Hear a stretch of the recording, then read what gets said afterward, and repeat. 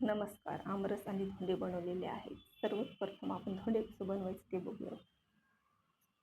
त्यासाठी मी पुरण बनवलेले आहे. रेग्युलर जसं पुरण असतं तसंच बनवलेलं आहे. त्याच्यामध्ये बडीशेप, थोडंसं जायफळ आणि वेलचीचं पावडर घातलेलं आहे आणि पीठ थोडंसं घट्ट मळून घ्यायचं आणि असे छोटे छोटे गोळे करून घ्यायचे. प्रत्येकजण आपल्या आपल्या आवडीनुसार बनवतात. वेगळे पद्धतीत असतात, ड्रायफ्रूट्स वगैरे, पण मी असे बनवत आहे. आणि त्याच्यामध्ये पुरण असं स्टफ करून घ्यायचं.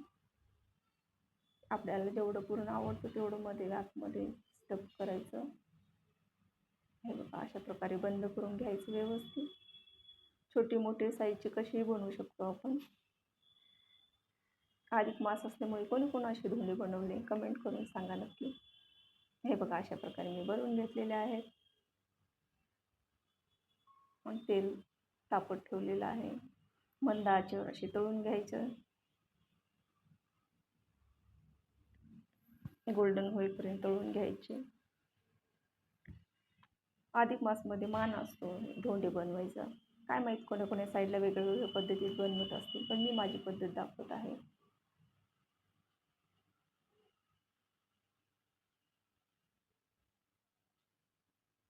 तुम्ही म्हणा धोंडे काही कोणाला येत नाहीत का, पण मी पण दाखवत आहे. पारंपरिक पद्धत आहे त्याच्यामुळे. रेसिपी आवडल्यास सबस्क्राईब करा, लाईक करा.